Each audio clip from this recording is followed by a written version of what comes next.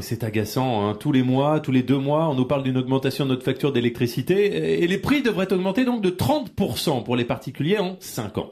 Selon les Échos, EDF s'apprête à demander une hausse de plus de 5% par an d'ici 2015 précisément. Oui, alors c'est assez ahurissant puisque si on reprend l'affaire depuis le début, à la base, c'est Bruxelles qui, pour faire baisser les prix, a exigé la concurrence. Et donc, si on reprend l'histoire, ni une ni deux, en 2007, on a libéralisé le marché de l'électricité. Mais problème, ça n'a pas marché, ça ne marche pas. Les Français sont restés fidèles à EDF. Pourquoi ?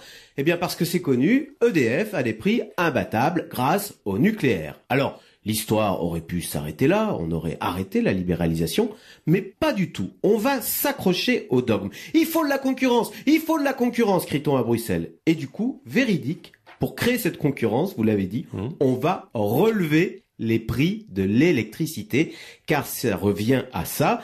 Alors en fait, c'est une usine à gaz un peu plus compliquée.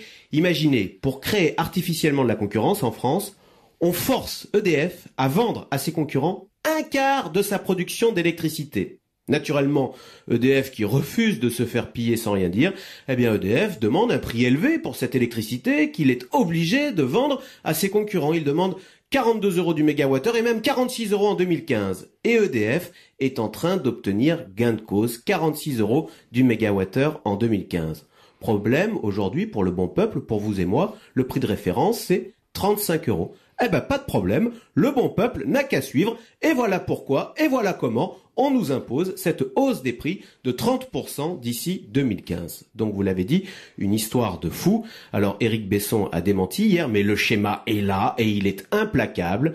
Reste un hic de taille. À ce jour, les Français ont accepté et acceptent le nucléaire, le risque nucléaire, en échange d'une électricité pas chère. C'était ça le deal, d'accord pour l'atome, parce qu'en échange, on paye notre électricité 30% moins cher qu'en Europe.